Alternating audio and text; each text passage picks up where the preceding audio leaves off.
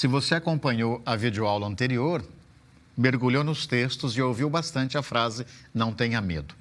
Pensando nisso, mas principalmente pensando em partilhar a experiência, nesse bate-papo nós convidamos colegas seus e suas que já cursaram ou estão terminando a teologia aqui na EAD.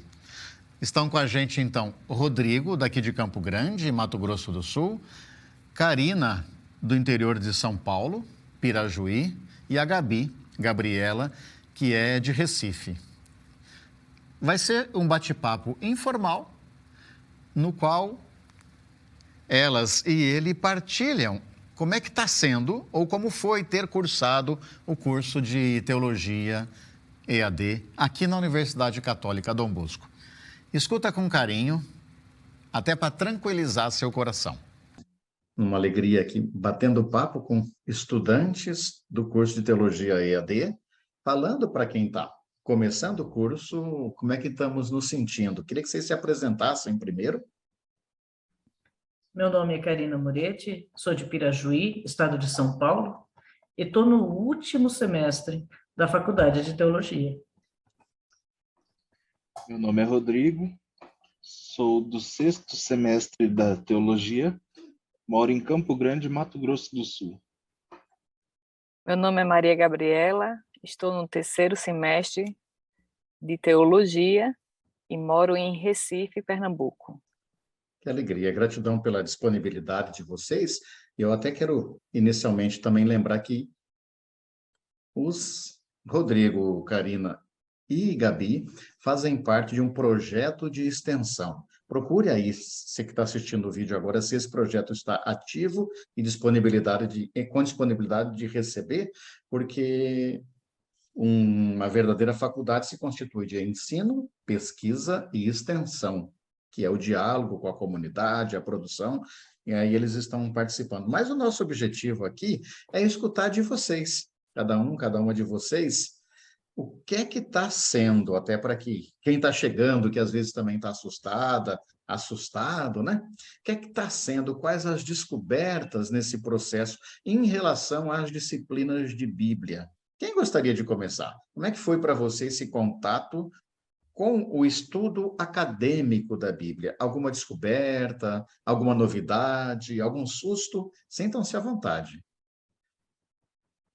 Bom, professor, é muito gostoso quando a gente tem a oportunidade de ter diversas versões da Bíblia, traduções, e descobrir que cada uma cabe exatamente num determinado momento, na espiritualidade, na celebração e até no estudo, como acontece com várias das nossas Bíblias. Essa foi uma das coisas que eu senti bem interessante durante o curso. Muito bom, Karina. Então, como você já deve ter lido na apostila, no seu material didático aí, pense o seguinte: qual é a melhor tradução? Aquela que você tem. Mas, como Karina lembrava, e nós não combinamos nada aqui, viu, gente? Como Karina lembrava, há Bíblias mais voltadas para o estudo.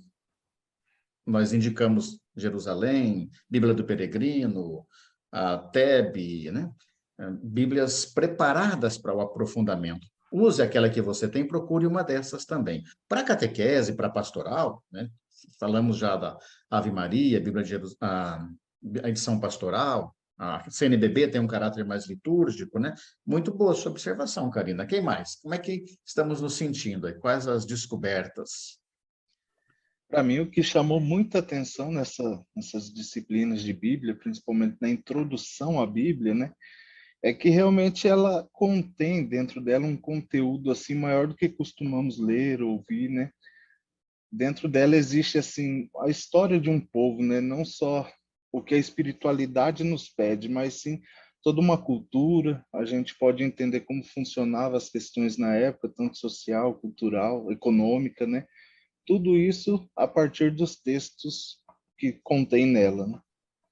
E com isso, né, desperta a curiosidade da gente também, sempre está se aprofundando, né, nessa parte da exegese, extrair do texto o que ele realmente quer passar para nós.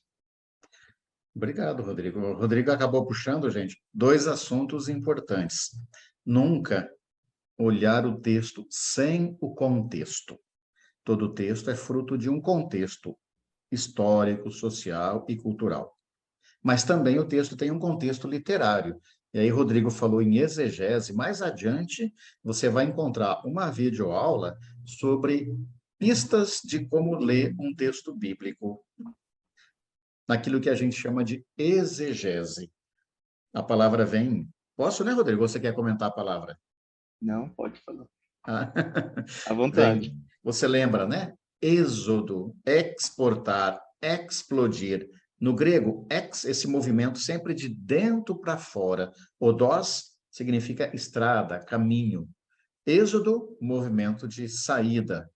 Exegese, o movimento de deixar o texto brotar, sair. Muitas vezes a gente acaba colocando coisas daquilo que está na nossa cabeça no texto, não deixando o texto falar por si, né? Uma boa leitura que a gente ainda vai ver neste módulo vai te ajudar a deixar o texto falar mais coisas. O que mais, gente? Gabi, como é que está Sim, sendo para você? Vai lá. para mim, como eu procurei o curso já com esse intuito de me aprofundar em Bíblia, a princípio, no meio da pandemia, eu estava procurando um grupo de leitura de Bíblia. E aí surgiu a universidade e eu disse, por que não? E eu aprendi da coisa mais básica, a potencialidades maiores que eu jamais ia imaginar. Por exemplo, a achar na Bíblia os evangelhos, que eu não consegui encontrar no começo. Então, é uma coisa bem simples, né? O que é JO? Eu não sabia o que era JO. Eu não sabia que era João. Então, da parte mais simples, há também a parte de que aquele exercício que o senhor passa logo no começo, fazendo a gente ver o mesmo texto em 3 evangelhos diferentes. Então, eu jamais imaginava que ia conter o mesmo texto em 3 evangelhos diferentes. Então, para mim, foi um despertar, né? Eu não conhecia de fato o que era a Bíblia. Então, foi uma experiência maravilhosa e continua sendo, né? Cada semestre uma descoberta nova. E vocês que estão chegando, vale a pena se esforçar e continuar estudando, porque a estrada é longa, mas ela é contínua. Legal, né, Gabi? Olha só, você que está ouvindo esses depoimentos pode estar passando pelas mesmas dificuldades. A gente tem no nosso curso de teologia um público muito diferenciado. Gente que já tem muita caminhada em comunidades, gente que, como a Gabi, não, eu tenho um desejo interior e pouco conhecimento. Não significa, Gabi, que quem acha que conhece muito vive. Nem todo aquele que diz Senhor, Senhor, né? Já está incluído ou vai entrar no reino, diz o próprio Jesus. Mas é muito interessante, né? Essa diversidade também nos ajuda. Então, se você já é perita ou perito em Bíblia, vamos mais devagar, vamos aprendendo as coisas novas. Se você acha que não sabe nada, sabe sim, né? Você já sabe que JO, né? Pode ser J também se tiver um acento, né? Ou é João e assim por diante, né? Isso é muito rico. A outra coisa que Gabi diz que a mim me chama a atenção, a Bíblia não é um relato histórico em nenhum dos livros, né? Os livros são fruto de uma experiência vivenciada. E aí, Gabi, quando você falava, me chama a atenção a comparação dos textos, né, com versões diferentes do mesmo episódio. Por exemplo, Jesus andando sobre as águas, né?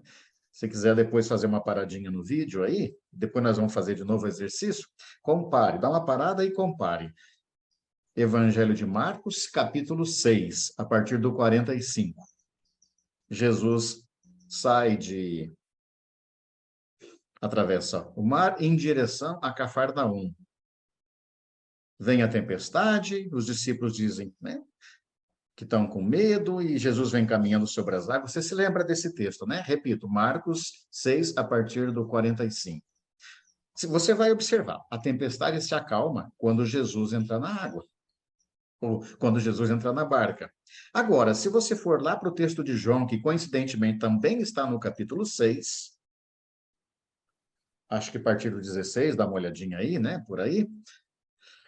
Jesus já não entra mais na barca. A cidade já não é a mesma, estão indo para Betsaida, né? A imagem do fantasma não tem, como tem em Marcos.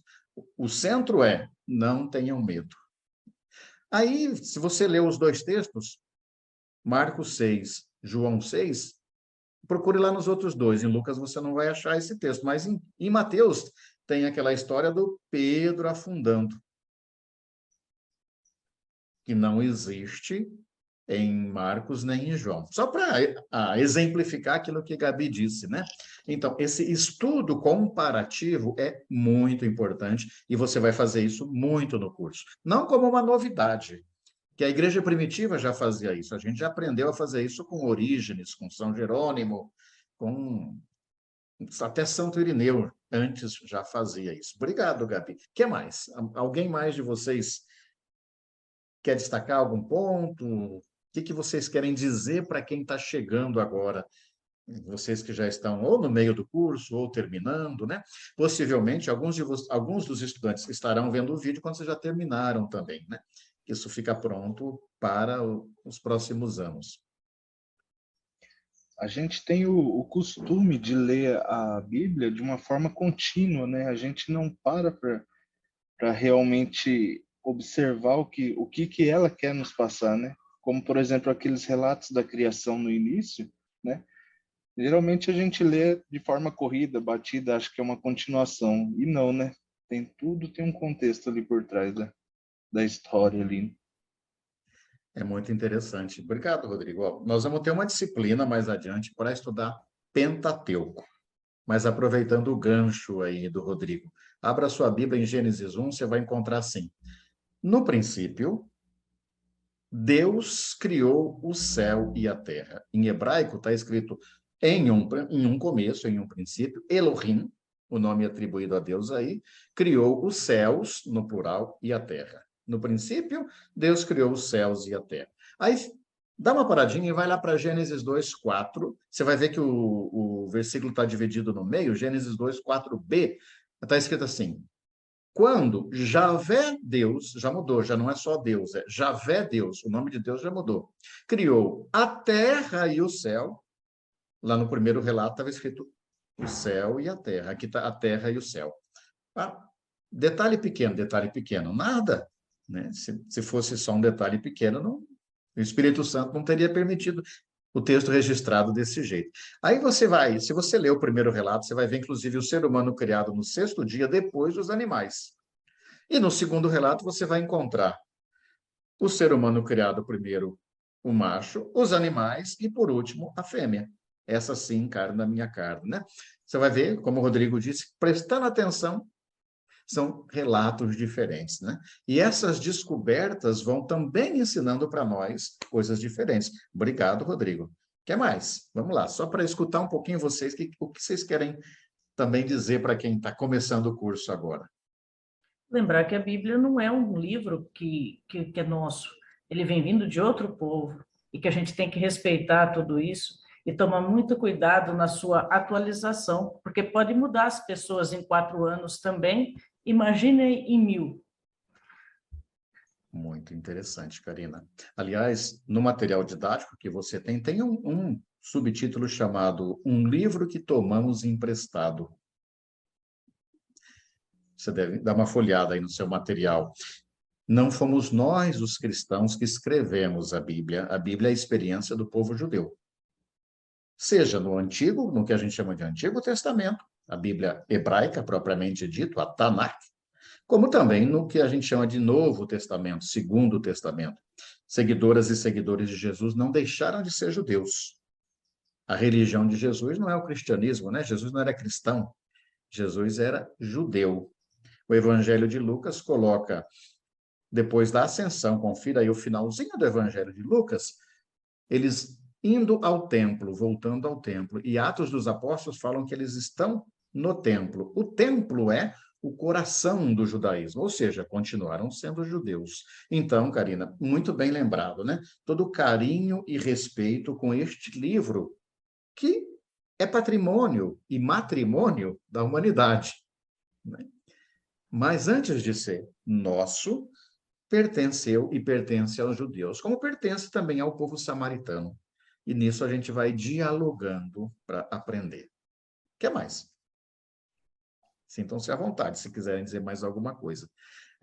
A ideia é que seria um bate-papo absolutamente informal, trazendo essa rápida experiência de quem já está terminando o curso ou já terminou, para você que está chegando agora, que está assistindo a gente aí em nossa conversa, para ver que o desafio é gostoso. Não é tão simples, mas é no dia a dia. A gente vai experimentando aos poucos, né? Karina e Gabi e Rodrigo, vocês que estão aqui já devem ter escutado eu citar um exemplo do Frei Carlos Mestres, um biblista já bem velhinho, né? Que diz assim, para a gente saber que o bolo é gostoso, a gente não vai querer comer o bolo de uma vez só, né? Vai dar indigestão. Assim é o convite que a gente faz para você que está chegando no curso, para experienciar a palavra de Deus. Vamos degustando, mastigando aos poucos, né? Queria que vocês dissessem aí um tchau para a turma que está vendo vocês, para a gente poder concluir. Sejam muito bem-vindos, né? Nesse início, e que perseverem, porque os que perseverarem serão salvos. Obrigado. Gostei, Karina. Bem, da minha parte, eu me vejo no lugar de vocês, iniciando. Me vejo refazendo o curso, porque é muito conteúdo, então eu imprimo todas as apostilas e as guardo, de vez em quando consulto, porque a sensação que dá é que temos muito que aprofundar. Então, esse é só o começo, vem muita matéria bacana, e não desistam, como disse a Karina. É gratificante quando você faz com amor, como o professor Edmilson também fala, né? Não pode ser um fardo, né? Então, eu costumo dizer que eu faço esse curso como um hobby. Eu espero que assim seja com vocês. Gratidão, Gabi. Parabéns a vocês que iniciaram nesse novo projeto de vida, né? Nessa graduação, e perseverem sempre, que a caminhada é longa. Obrigado. Eu é que agradeço de coração o carinho de vocês também, Rodrigo, Karina e Gabi, e como elas disseram, vamos seguir juntas e juntos. Beijo no coração, bom estudo.